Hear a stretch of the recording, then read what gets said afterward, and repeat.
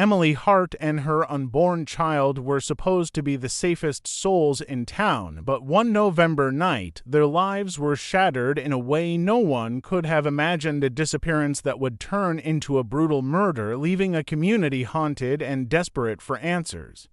Emily Hart's life looked like something out of a magazine. She had grown up in a small town where everyone knew each other by name, and even as an adult she carried that warmth with her. At 27, she was weeks away from becoming a mother for the very first time. Her belly had rounded into that unmistakable shape of late pregnancy, and she wore it proudly, hands often resting protectively over the child she was carrying. Friends said she had never looked happier.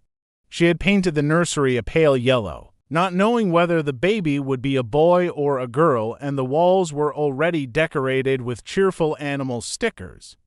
Boxes of diapers, folded onesies, and stuffed animals lined the shelves, waiting for a life that was so close to beginning. To the people who lived nearby, Emily was more than just another face in town. She was the one who always brought cookies to neighborhood gatherings, the one who waved to children as they passed on their bikes, the one who seemed to light up the grocery store whenever she walked in. She wasn't wealthy. She wasn't famous, but she was loved, and her life carried the kind of simple joy that many envied. She had a partner who adored her, a steady job at the local library, and family who visited often to help her prepare for the baby. It all felt secure, like nothing could disturb the life she was building. But perfection has a way of hiding the details that people overlook. The smiling photos she shared online, the cheerful posts about baby showers and nursery furniture, told only part of her story. Like many women her age, she spent time in online forums and social media groups meant for new mothers. She found comfort in the shared experiences, strangers swapping stories of morning sickness, cravings, and advice about strollers. To Emily, these conversations felt like a support system. She believed she had found a community that celebrated with her in the final stretch of her pregnancy.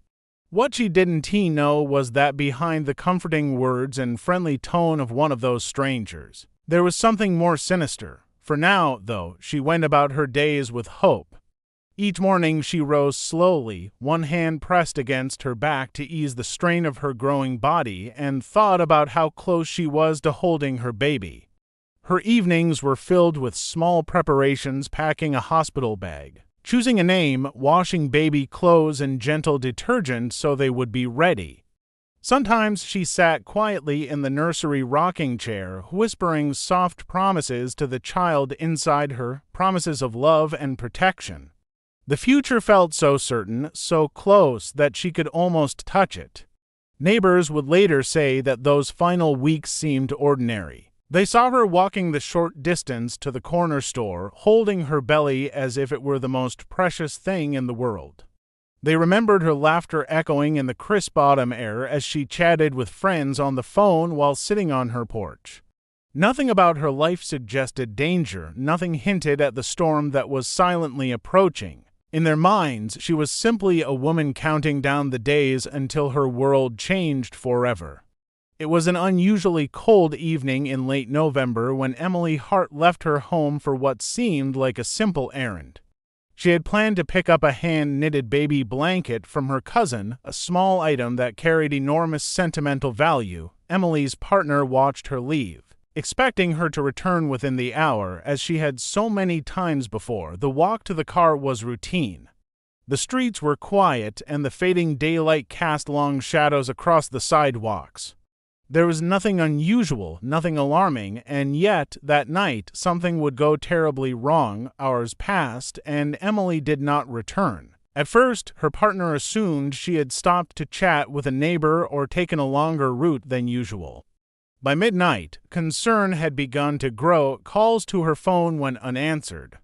Texts were sent, but there was no reply. By the early hours of the morning, worrying had turned into fear. A small group of friends and neighbors began searching the immediate area, walking the streets and checking familiar spots where Emily often went. Every empty house, dark alley, and shadowed park became a source of anxiety. The next morning, her car was discovered parked neatly outside a closed laundromat. It was unusual, but there were no immediate signs of struggle. The driver's door was unlocked, the interior intact, and her phone lay on the passenger seat. There were no skid marks in the parking lot, no signs that she had tried to drive away, and no disturbance of the surrounding area. To anyone observing, it appeared as though she had stepped out for a moment and simply vanished. The sense of unease only intensified with each passing hour. Authorities were called, and soon a full-scale search operation was underway. Helicopters scoured the surrounding fields, and ground teams combed through the nearby woods. Posters with Emily's smiling face and her rounded belly were posted across the town, on lampposts, storefronts, and bulletin boards. Social media amplified the alerts, and soon people across the state knew her name. The disappearance of a heavily pregnant woman in a quiet, trusting community was shocking, and the story quickly captured national attention. Family and friends struggled with the uncertainty. Every unanswered call, every unexplained delay became a source of mounting dread. In the library where Emily worked, colleagues gathered and whispered conversations, sharing memories and hoping against hope for a safe return. Neighbors lit candles outside her home, placing flowers and stuffed animals on the porch, a quiet vigil for the woman who had always been the heart of the community. As the hours turned into days, theories began to emerge. Some wondered if she had been kidnapped, perhaps targeted randomly or for reasons no one could understand. Others feared that something far more personal and calculated had occurred. But despite countless leads and interviews, no trace of Emily was found. Each passing day deepened the mystery and the sense of unease in the town. People began to notice the absence of the small routines she had always maintained: the morning greetings, the packages delivered, the soft humming of her voice as she organized baby clothes. Her disappearance had not just taken her life. It had begun to unravel the sense of security that the community had long relied upon. 5 days after Emily Hart vanished, the town's growing anxiety erupted into horror. A jogger, making their usual early morning route through the marshes on the outskirts of town, stumbled upon a scene that would haunt the community forever. Amid tangled reeds and murky water, they saw something unnatural, something that immediately demanded the authorities' attention. Police arrived quickly, cordoning off the area. But the discovery was devastating. Emily's body had been found, lifeless and abandoned. The sheer brutality of the crime sent shockwaves through everyone who had known her. Investigators approached the scene with extreme caution. Emily had been decapitated, a violent act that left her unrecognizable and stripped of any chance to defend herself. The missing head added a grim complexity to the case, raising questions about motive, intent, and the mind capable of such violence. For the police, this was not only a murder but a puzzle demanding immediate attention, a case that required them to piece together fragments of a life so abruptly shattered. The marsh, normally a place of quiet solitude, became a grim tableau of violence, a reminder of human cruelty in its rawest form. News of the discovery spread rapidly. By midday, the story had reached national headlines. Reporters speculated on motives ranging from random attacks to targeted killings. Social media exploded with reactions: horror, sympathy, disbelief. The town's residents, who had spent days holding on to hope, now confronted the unthinkable. Emily's smiling face, her pregnant belly, the carefully prepared nursery all seemed like echoes of a life brutally cut short. Families whispered to each other about safety and trust, realizing that even in familiar, seemingly safe spaces, darkness could exist. Investigators immediately began collecting evidence. Footprints in the soft earth, broken reeds, and subtle disturbances in the water suggested that Emily had been transported to the marsh rather than killed there. Forensic teams meticulously photographed the scene, took soil samples, and documented every detail, knowing that even the smallest clue might be the key to solving the crime. But the absence of her head made identification and establishing the timeline much more challenging. It was a grim reminder that in crimes of this nature, the perpetrator often planned meticulously, leaving just enough chaos to unsettle investigators while obscuring their own trail. The police also turned their attention to Emily's personal life, seeking anyone who might have had a motive. Friends and family were interviewed extensively, yet everyone described her as kind, unassuming, and deeply devoted to her unborn child. Neighbors, co-workers, and casual acquaintances struggled to reconcile the Emily they knew with the horror now revealed. As the investigation continued, the community was forced to confront the fact that this act of violence had been committed by someone capable of premeditation, someone who had entered her life with intentions that went far beyond ordinary malice. Fear gripped the town as they waited for answers. The marshes, once a place of routine morning jogs and quiet reflection, became a symbol of menace. People locked doors earlier, watched for strangers more carefully, and spoke in hushed tones about what had happened. Emily's absence and the violent nature of her death created a lingering tension that refused to dissipate. For the residents, the comforting normalcy of their town had been irrevocably shattered, leaving only questions and a sense of vulnerability that would linger long after the initial shock had faded. As the investigation into Emily Hart's murder deepened, police began examining her life with intense scrutiny, searching for anything that could explain why someone would commit such a horrific act. Her partner was among the first people to be questioned. He was cooperative, his grief visible and raw, but quickly cleared of suspicion thanks to multiple witnesses and surveillance footage placing him at work the night she disappeared. Emily's family members were interviewed repeatedly, their memories and timelines cross-checked for inconsistencies, but they too were found to be uninvolved. The lack of obvious suspects only intensified the mystery, leaving detectives to search for subtler threads that might reveal the killer. One lead emerged from the seemingly ordinary world of online connections. Emily had been active in social media groups and forums for expectant mothers, exchanging advice, tips, and personal experiences. She had even formed what seemed like a close friendship with another woman, one who shared stories of pregnancy and preparations for motherhood. At first glance, it seemed harmless, a bond formed between women experiencing similar milestones. But investigators discovered that the woman's story was fabricated. She had never been pregnant. Every detail she had shared was a carefully constructed lie, designed to create trust and draw Emily closer. The deeper police dug, the more chilling the situation became. The woman behind the messages had a history of obsessive behavior, particularly around the idea of motherhood. Years of failed attempts to conceive had left her fixated on women who were pregnant, and she had studied them online, learning their routines, habits, and personal details. Emily, trusting and excited about her first child, had unwittingly entered the orbit of someone who saw her as more than a friend. She saw her as a target. Investigators pieced together the final days of Emily's life. The woman had befriended her digitally, then manipulated circumstances to isolate her from familiar support systems. Surveillance footage, phone records, and online activity revealed that Emily had met with the woman in person on the day she disappeared, under the pretext of picking up a small gift for the baby. What had seemed like an innocent meeting was actually the setup for a carefully planned attack. Every message and shared story had been a step toward ensuring Emily's trust, allowing the killer to approach without arousing suspicion.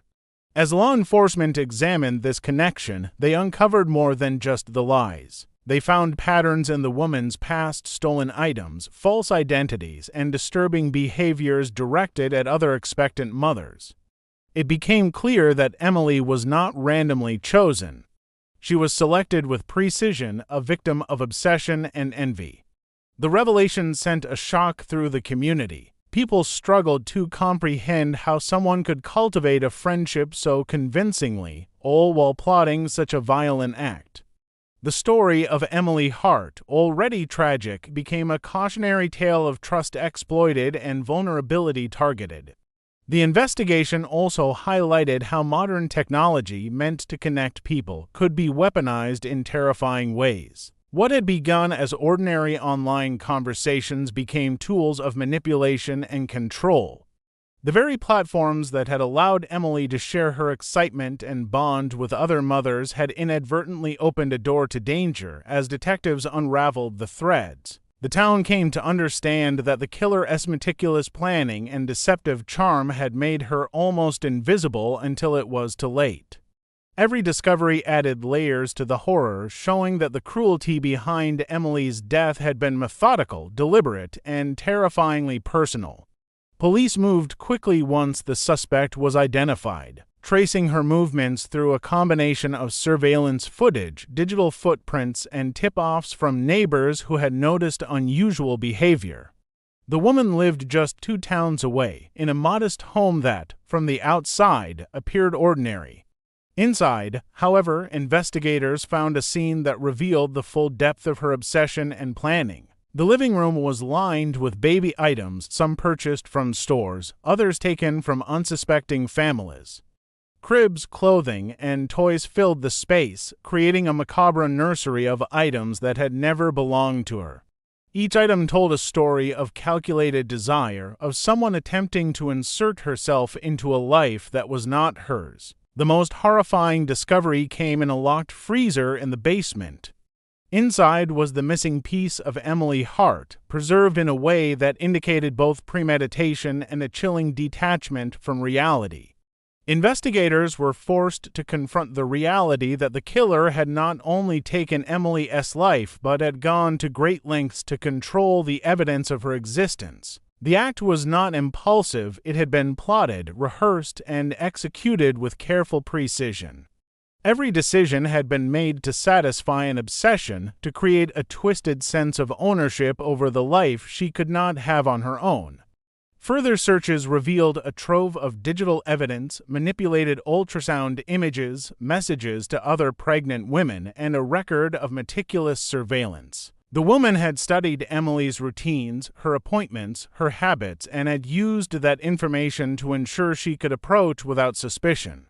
The level of planning was staggering, and for law enforcement, it was both a breakthrough and a chilling confirmation of how far someone could go when driven by obsession. The arrest was swift. The suspect was taken into custody without resistance, her face impassive as officers led her away. During questioning, her calm demeanor contrasted sharply with the horror of the evidence surrounding her. It became clear that her intent had never been to harm indiscriminately. This had been a targeted act born from envy, desire, and a warped sense of entitlement. Emily had been chosen because she represented something the killer could never attain on her own: a life, a child, a future. The case shook the town to its core. Residents struggled to process how someone who had seemed ordinary, almost invisible, could carry out such a calculated crime. The community mourned Emily Hart, not just for the life she had lost, but for the child who would never be born, for the innocence shattered, and for the sense of safety that had been stolen. Vigils were held, memorials created, and stories shared, each recounting a woman full of warmth, hope, and life, now gone in the most violent way imaginable. As the investigation concluded, the narrative became a grim lesson in the danger of trust and the unpredictability of obsession. Emily's story remained in the hearts of those who loved her, a haunting reminder that sometimes the most profound threats come not from strangers in the dark, but from those who can hide their intentions behind smiles, kindness, and seemingly ordinary lives. The community, forever altered, continued to grieve, determined to remember Emily not for the violence that ended her life, but for the love she carried in her final days, the anticipation of motherhood, and the light she brought to those around her.